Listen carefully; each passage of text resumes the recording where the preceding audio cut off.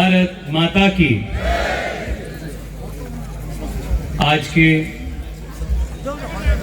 कारगिल विजय दिवस के 25वीं वर्षगांठ के समारोह में हम सब उपस्थित हैं। लगभग 3 साल से दार्जिलिंग के माननीय सांसद और मेरे प्रिय साथी राजू बिस्टा जी ने दार्जिलिंग आने का आमंत्रण दे रहे थे। आज मेरा सौभाग्य है कि आप सबके बीच कारगिल विजय दिवस जैसे एक अत्यंत महत्वपूर्ण दिवस पर यहां आकर आप सबके बीच रहकर इस कार्यक्रम को मनाने का मौका आप सब ने सौंपा है। दार्जिलिंग बहादुरों की धरती है, वीर बलिदानियों की धरती है और यहां से हजारों लाखों संख्या में देश के लिए युवा बलिदान दिए। ऐसे धरती में आकर इस देश की त्योहार को मनाने का सौभाग्य आज राजू जी के माध्यम से मुझे प्राप्त हो चुकी है। मैं पूरी युवा मोर्चा के टीम की ओर से मैं राजू जी को इस सम्मान के लिए धन्यवाद करता हूं। साथियों, मंच पर आर्मी के, एसएसबी के और बीएसएफ के कई सारे वरिष्ठ अधिकारी हैं। उन सबको भी मैं प्रणाम करता हूं। ये एक अत्यंत भावनात्मक कार्यक्रम है और देश के लिए जिन्होंने सर्वोच्च बलिदान दिए, ऐसे वीर सेनानियों को, शहीदों को याद करने वाले कार्यक्रम है। इंग्लिश में एक कहावत है,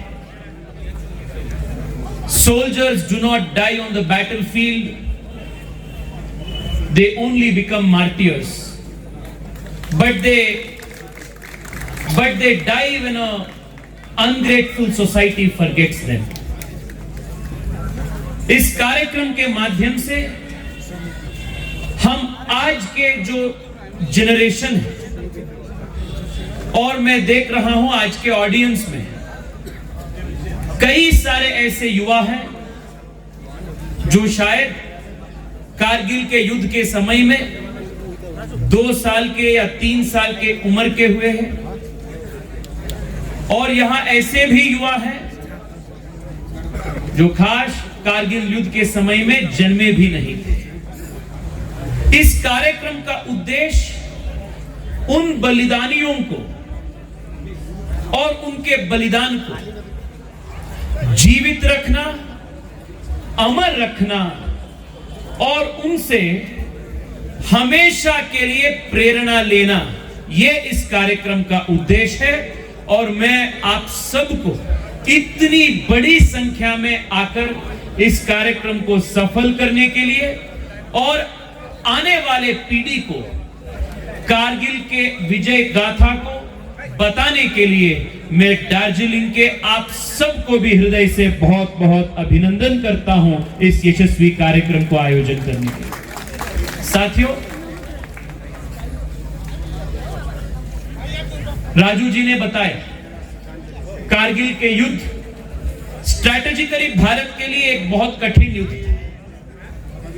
पाकिस्तान के फौज और पाकिस्तान के सपोर्टेड टेररिस्ट्स स्ट्रैटेजिकली भारत से कई सारे ऊपर हाइटेड पोस्ट में वो बैठे थे। नीचे से चढ़कर उनसे लड़ना, perhaps this was unprecedented in warfare tactics and the kind of warfare armies had faced anywhere in the world. But the Indian Army showed great grit, determination, courage and conviction and fought what was literally an uphill battle. और कई सारे war accounts को जब हम पढ़ते हैं, वो captain Vikram Batra का हो, कैप्टन सौरभ कालिया का हो, मनोज कुमार पांडे जी का हो, योगेंद्र यादव जी का हो, when you hear accounts of these people, you realize the kind of metal that these men were made of. When the entire world was against them, when nothing went in their favor, just the sheer grit and determination of wanting to contribute something for the country pushed them to do what was impossible. And the Indian Army showed the world how to fight an impossible battle in a most possible.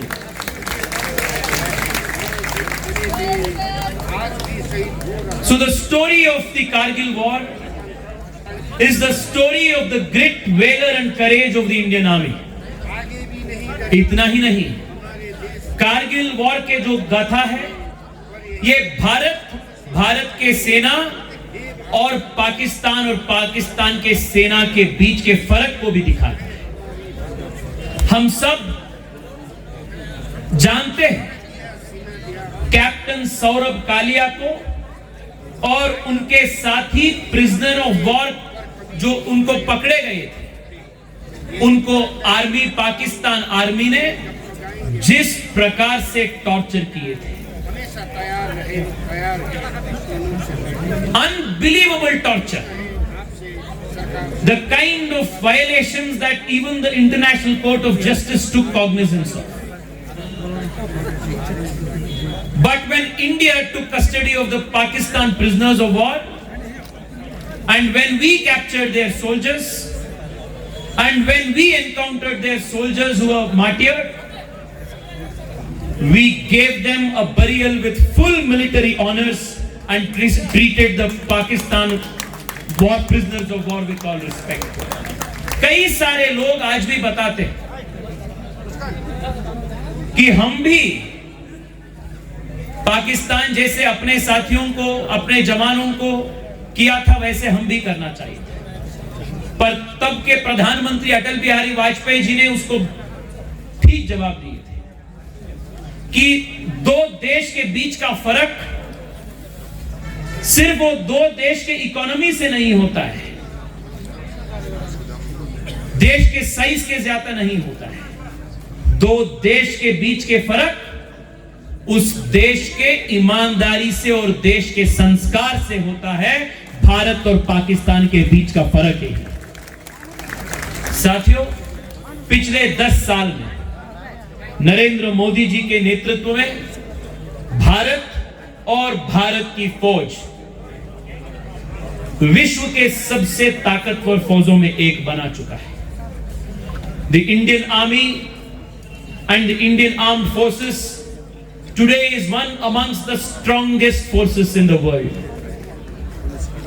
पिछले 10 साल में Indian army को modernise बनाने के लिए, Indian army को एक efficient fighting machine बनाने के लिए सरकार की ओर से हर प्रकार के मदद दिए गए। उन दिन भी था जब अपने फौजों के पास ना बुलेट प्रूफ जैकेट थे, ना उनके पास ठीक प्रकार के एम्युनिशंस थे। भारत डिफेंस मैन्युफैक्चरिंग में भी पीछे था, पर आज लड़ाकू युद्ध विमान से लेकर कॉम्बैट हेलीकॉप्टर तक भारत में ही प्रोड्यूस हो रहा है और Bharat is a net exporter of defence equipment and defence ammunition today. अपने ही देश में आर्म्स एंड एम्युनिशंस का ऑर्डिनेंस फैक्ट्रीज बड़े बड़े खोल रहे हैं, हजारों युवा उसमें काम पे लगे और भारत के जवानों को made in India arms and ammunitions का सप्लाई पहली बार आज देश में आज हो रहा है। साथियों, अपने बॉर्डर इंफ्रास्ट्रक्चर में भी वो अरुणाचल के दूर दराज गांव हो सकता है या लद्दाख के या राजस्थान के दूर दराज गांव हो सकता है, अपने बॉर्डर इंफ्रास्ट्रक्चर में भी बहुत बड़ी बढ़ोतरी हो चुकी है। और अपने आर्मी को मेनलैंड से अपने स्ट्रैटेजिक पोस्ट पर जाने के लिए 24/7 ऑल वेदर रोड्स इंफ्रास्ट्रक्चर का कंस्ट्रक्शन पूरे देश में होगा। बजट में भी भारत के जीडीपी के 13% एक्सपेंडिचर नरेंद्र मोदी सरकार भारत के आर्म्ड फोर्सेस के लिए, डिफेंस एक्सपेंडिचर के लिए 13% ऑफ आवर जीडीपी को हमने अलॉट कर चुके हैं to give the Indian army all the kind of support it deserves and needs.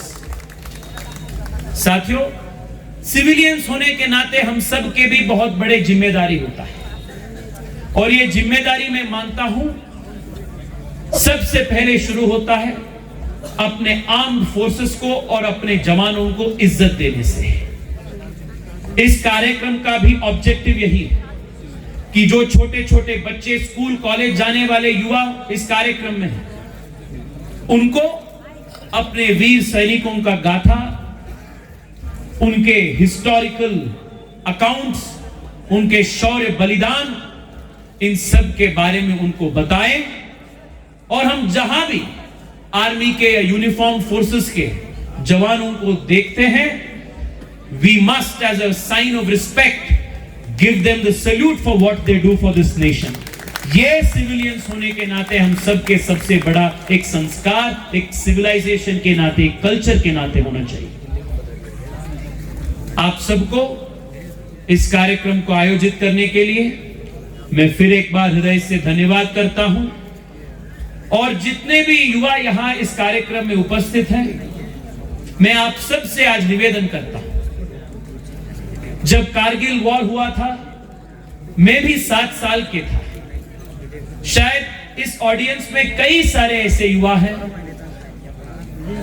जो शायद कारगिल वॉर के समय में 1 साल के या 2 साल के हुए।